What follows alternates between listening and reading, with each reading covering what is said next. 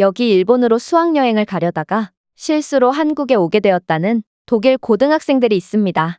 그리고 이들은 소중한 휴가를 한국 따위에 쓸 수 없다며 분통을 터뜨리는데요.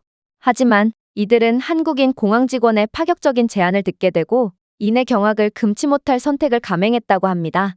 그렇다면 이들이 한국에서 대체 무슨 경험을 했던 것일까요? 안녕하세요. 저는 독일 출신의 고등학생 미리암이라고 합니다. 최근에 저는 수학여행을 가게 되었는데 아마 저는 전 세계에서 가장 특별하고도 특이한 수학여행을 경험한 게 아닐까 싶을 정도로 이번 여행은 기이한 일투성이었죠. 일단 저는 독일의 시골 마을에서 살고 있고 전교생이라고 해봐야 20명도 안 되는 매우 작은 고등학교를 다니고 있는데요. 당연히 그런 저희에겐 해외여행은 정말 꿈만 같은 이야기였고 기대도 안 하면서 살고 있었습니다. 그러다 최근 독일 정부에서 발의된 지역 균형 발전에 대한 법안으로 저희 학교는 다양성 발전 기금을 받게 되었는데요. 그리고 학교 측에서는 이러한 매년 나오는 지원금을 해외 수학여행 지원금으로 보태겠다는 결정을 내리더라고요. 아무래도 이러한 파격적인 결정을 통해 학생들의 시야를 넓혀주고 더 나아가 지역 학생들을 끌어모으려는 의도 같았는데 아무튼 이건 제게 엄청난 희소식이었죠. 덕분에 저는 생애 처음으로 해외를 가게 되었거든요.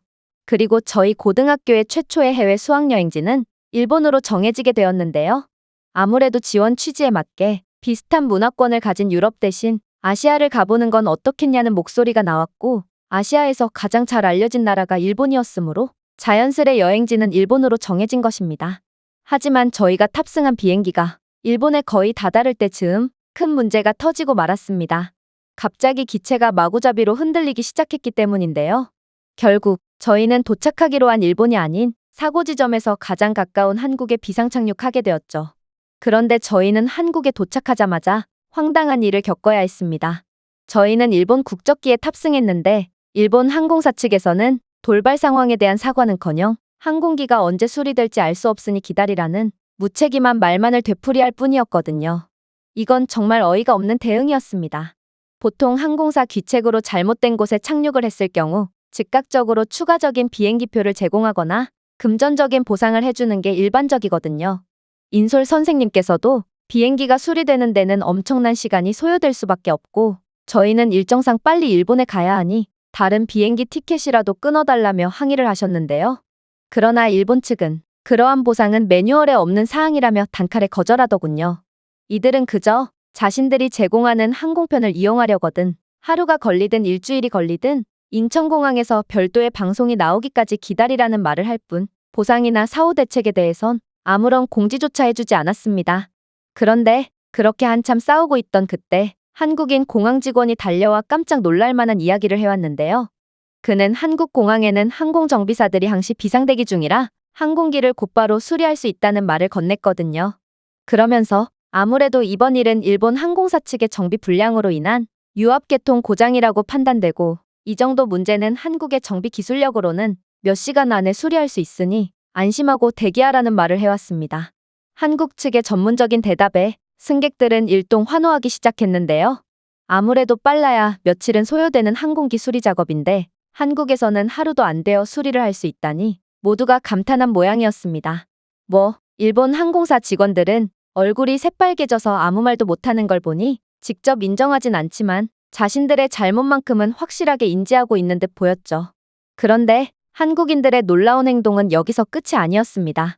한국인 공항 직원들은 무책임한 일본 항공사 직원들이 해야 할 일들을 대신 수행해주기 시작했거든요.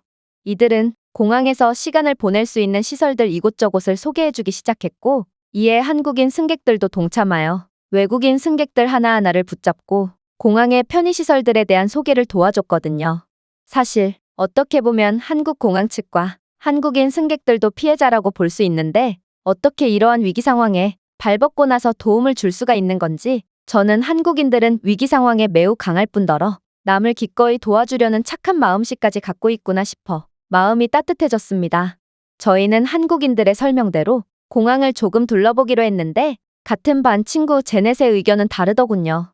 그녀는 일본을 무척이나 좋아하는 친구로 수학여행 한 달 전부터 일본에 대해 샅샅이 조사하며 귀찮을 정도로 설레발을 치곤 했거든요. 그런 제넷은 혹여라도 비행기를 놓칠지도 모르니 움직이지 말고 가만히 대기하자는 억지를 부려대더군요. 그녀에게 있어선 일본 여행이 그만큼 중요한 것 같았지만 그래도 저희는 모처럼의 해외에서의 시간을 낭비하고 싶지 않았기에 인천공항 이곳저곳을 돌아다니게 됩니다. 그런데 그렇게 내부를 돌아다니던 중 저는 웬 가상현실 부스가 마련되어 있는 것을 보게 되었는데요. 아무래도 독일에서는 이러한 최첨단 기술을 체험할 수 있는 시설 자체를 찾아볼 수 없기 때문에 저는 공항 같은 공공장소에 이러한 시설들이 설치되어 있다는 점에 매우 흥미를 느꼈습니다. 그리고 그렇게 VR 헤드셋을 착용한 저는 정말 깜짝 놀랄 장면을 목격하게 되죠. 왜냐하면 가상현실 기계는 서울의 북적이는 거리들, 경복궁 등의 한국 궁궐의 고즈넉한 풍경을 간접 경험시켜줬거든요. 이 외에도 저는 한국의 아름다움과 고대와 초현대의 매끄러운 조화, 그리고 생생한 그림을 목격했고 그야말로 한국의 매력에 매혹되고 말았는데요. 그리고 얼빠진 표정을 짓고 있는 저를 본 친구들은 하나둘씩 가상현실 체험에 동참하기 시작했습니다.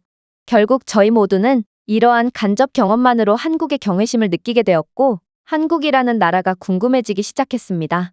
그런데 그때 웬 한국인 공항 직원이 저희에게 다가오더니 이내 깜짝 놀랄 만한 제안을 해오는 거 아니겠어요? 가상현실 체험이 마음에 드셨나요? 사실 인천공항에서는 환승투어라는 제도를 운영하고 있고 원하신다면 방금 보셨던 곳들을 직접 가보실 수도 있습니다. 그랬습니다. 인천공항에는 한국의 경유로 방문한 관광객들이 한국의 일부 관광지들을 몇 시간 정도 체험하고 갈 수 있는 제도를 운영 중이었는데요. 아무래도 독일의 경우에는 대중교통 시스템이 형편없어서 이러한 제도를 정말 꿈도 꿀 수 없지만 한국은 세계 최고의 대중교통 시스템을 바탕으로 전 세계 어디에서도 찾아볼 수 없는 선진적인 제도를 운영할 수 있는 모양이었습니다. 그렇게 저희는 한국에 무엇이든 완벽히 준비되어 있는 시스템에 감탄을 하며 버스에 올라탔고 이내 경복궁에 도착하게 되었습니다. 사실 저는 수학여행지가 일본으로 정해지게 되었을 때 일본의 동양풍의 궁궐을 미리 찾아보며 이런 아름다운 궁궐을 직접 볼 수 있다는 것에 대해 매우 기대하던 차였는데요. 그런데 일본의 궁궐 대신 보게 된 경복궁은 일본 궁궐보다 훨씬 더 장엄하고 우아한 멋을 자랑하고 있었습니다. 심지어 경복궁 주변으로는 수많은 고층 빌딩들이 즐비해 있었기에 동양의 미의 절정을 볼 수 있는 전통과 고도로 발전한 현대적인 도시 풍경이 공존하며 신비로울 정도로 조화로운 모습을 보여주고 있었죠.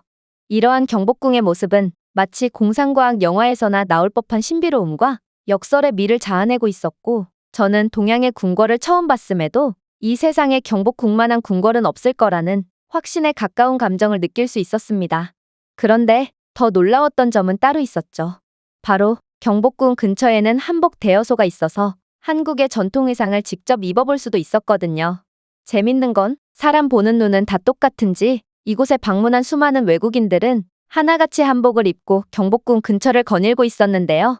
한복은 어찌나 아름다운지 그렇게나 일본 타령만을 하며 그냥 얌전히 대기실에 앉아서 일본행 비행기를 기다리자던 제넷은 저희 중에서 가장 먼저 한복 대여소로 달려가 아름다운 한복을 입고 나오더군요.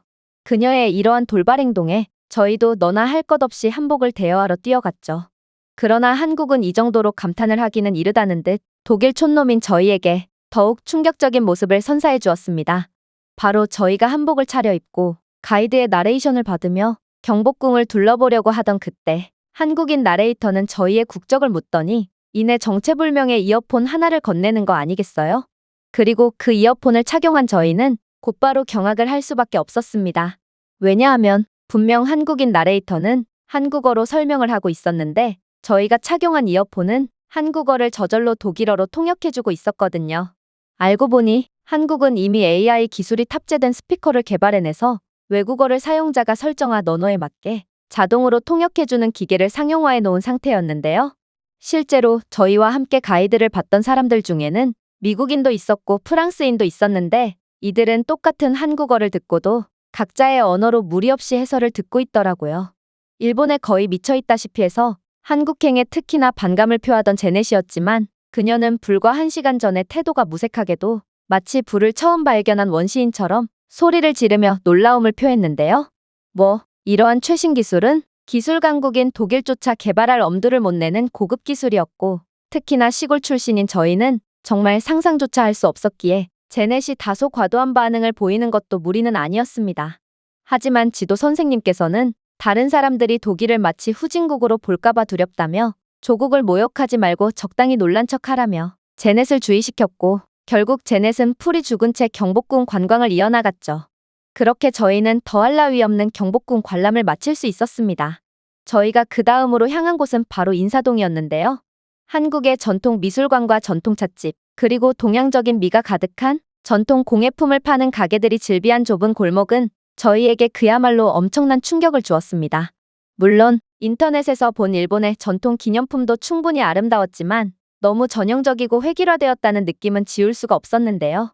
그런데 한국의 전통 공예품은 아름다움도 아름다움이지만 일단 실용성도 갖고 있었고 디자인과 쓰임새, 그리고 제조 방식 등이 너무나도 다채로워서 그냥 구경을 하는 것만으로도 좋은 콘텐츠가 되더라고요.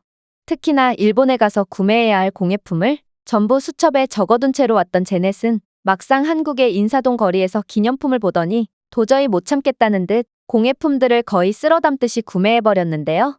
그녀는 마치 산타클로스처럼 기념품 뭉텅이를 들고 돌아다녔기 때문에 저희는 제넷의 말과 행동이 다른 모습에 가까스로 웃음을 참을 뿐이었습니다. 한국은 전통거리라고 해서 전통만 있던 것도 아니었어요.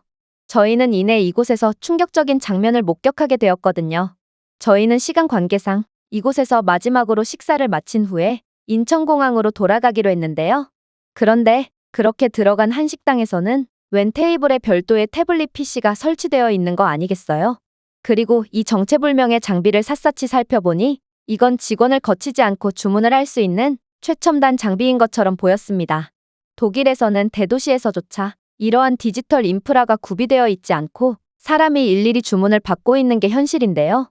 그러나 한국에서는 그저 터치 몇 번으로 직원을 거치지 않고도 음식 주문을 마칠 수 있었고 심지어 태블릿 PC에 장착된 단말기를 통해 결제까지 전부 끝내버릴 수 있었습니다. 도대체 몇 시간 전까지만 해도 한국은 싫다던 제넷은 어디 갔는지 그녀는 이러한 한국의 놀라운 주문 및 결제 시스템을 동영상으로 찍은 뒤 자신의 SNS 계정에 업로드까지 했는데요. 그러자 독일 친구들은 무슨 일본에 간 게 아니라 화성이라도 간 거냐며 대체 21세기에 저런 기계들이 어딨냐며 도저히 믿지 못하는 반응만을 보이더라고요. 한국의 놀라운 기술력과 인프라는 인정해야겠지만 아무래도 이게 바로 한국과 독일의 기술 격차의 현실인 것 같아 씁쓸한 감정이 드는 건 어쩔 수 없었죠.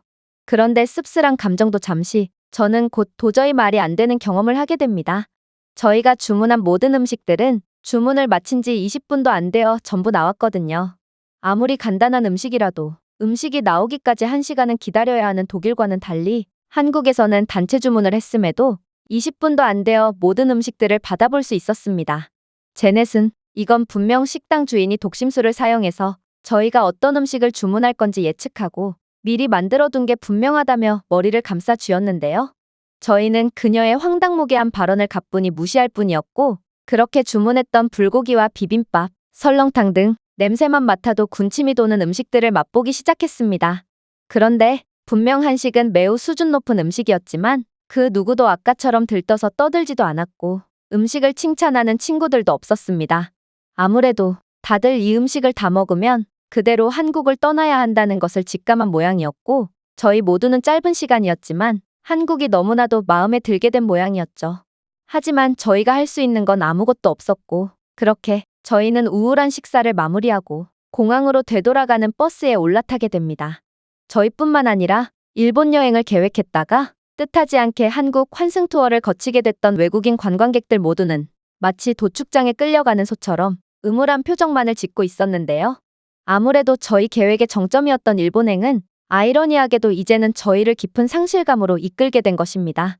한국은 저희 모두에게 아름다움, 따뜻함, 활기찬 정신을 불어넣었고 저희는 부인할 여지도 없이 한국의 매력에 완전히 빠져버렸던 것이죠. 그래서 저도 모르게 그만 일본 대신 한국에서 수학여행을 계속하는 게 어떻겠냐는 제안을 건네봤는데요. 그러자 친구들은 마치 기다렸다는 듯 제 제안에 동의하기 시작하더군요. 그렇게나 일본에 가고 싶다며 한 달 전부터 안달이 나 있던 제네조차 말입니다. 하지만 선생님은 매우 난처한 표정을 지으실 뿐이더군요. 그러면서 이미 예약해둔 호텔이나 각종 시설물들을 취소하는 데 드는 수수료를 고려한다면 여행지를 바꾸는 것이 말처럼 쉽지만은 않을 것 같다고 말해왔습니다. 아무래도 저희 학교의 예산은 한정되어 있다 보니 이러한 금전적인 문제가 발목을 잡은 것 같았는데요. 이러한 절망적인 대답에 저희는 마치 일본으로 억지로 끌려가기라도 하는 것처럼 고개를 푹 숙일 뿐이었습니다. 차라리 한국을 구경조차 하지 않았다면 이러한 상실감을 느낄 필요도 없었을 텐데 저는 이제 일본에 도착한다고 하더라도 어떠한 만족도 느끼지 못할 것 같다는 확신에 가까운 감정을 느꼈습니다. 그런데 그때 제넷이 돌발 행동을 하기 시작하는 거 아니겠어요? 그녀는 다짜고짜 한국인 공항 직원에게 다가가더니 이내 영어를 사용하며 질문을 하기 시작했거든요. 아무래도 그녀는 저희가 처한 상황에 대해 설명하는 모양이었는데요. 그러자 한국인 직원은 이내 화가 났다는 듯 단호한 표정을 지으며 일본행 비행기에 다시 탑승하려는 승객들 앞으로 다가왔습니다. 그러고는 충격적인 말을 하기 시작했죠. 여러분이 경험한 사고는 일본 항공사 측의 부주의로 인한 결함 때문인 것으로 확인되었습니다. 그리고 이에 대한 수리는 한국의 인천공항 측이 전적으로 맡음으로써 해결됐죠. 즉, 이번 일은 모두 일본 항공사의 귀책이므로 여러분들이 일본에서 이용하려고 예약하신 호텔이나 각종 교통권은 취소가 가능하고 모든 수수료는 법적으로 책임질 의무가 있는 일본 항공사 측이 부담하게 됩니다. 순간 모든 관광객들이 술렁이기 시작했습니다. 그리고 뻔뻔하게도 미안하다는 말 한마디 없이 은근슬쩍 승객들을 받을 준비를 하던 일본 항공사 측은 매우 당황했는지 땀까지 뻘뻘 흘려가면서 어쩔 줄을 몰라 했는데요. 그때 도화선에 불을 지핀 건 바로 선생님이었습니다. 선생님께서는 어수선한 틈에 곧바로 일본 항공사 직원에게 다가갔고 이내 속사포처럼 영어를 내뱉기 시작했거든요. 이봐, 일본인들은 원래 그렇게 뻔뻔하고 책임감도 없나? 사과 한마디, 공지 한마디도 없이 우리를 버려두더니 이젠 아무런 죄도 없는 한국 공항 측을 방패로 세우고 은근슬쩍 상황을 넘어가려고 해? 우리는 일본에서 계획한 모든 활동에 대한 예약을 취소할 거고 일본에서 독일로 가는 비행기표도 취소할 거야. 그러니 당신들은 모든 수수료를 대신 지불하도록 하고 티켓도 인천공항에서 출발하는 티켓으로 바꿔주도록 해. 일본인 직원은 선생님이 화를 내리라고는 전혀 예상도 못했는지 아까의 뻔뻔한 표정은 온데간데 없이 당혹스러움을 넘어 겁까지 먹은 듯 했는데요. 심지어 선생님이 먼저 선전포고를 날리자 그 많던 승객들은 하나같이 비행기표를 환불해달라며 아우성을 치기 시작했죠. 아무래도 이들은 전부 저희처럼 한국에 환승 투어를 왔다가 완전히 반해버리게 된 모양이었고 그렇게 일본인 항공사 직원 몇 명은 눈물까지 흘려대며 그제야 죄송하다며 울부짖더군요. 한국은 어떻게 단 몇 시간 만에 자신이 가진 매력을 완전히 보여줄 수가 있는 것일까요? 저는 한국에서의 여행을 절대로 잊지 못할 것이고 아무래도 이건 당시 비행기에 탔던 모두가 마찬가지일 것 같습니다. 제가 준비해온 내용은 여기까지입니다. 끝까지 시청해주셔서 진심으로 감사드리며 여러분들의 구독과 좋아요, 알림 설정은 영상 제작에 큰 힘이 됩니다. 이상 세모튜브였습니다.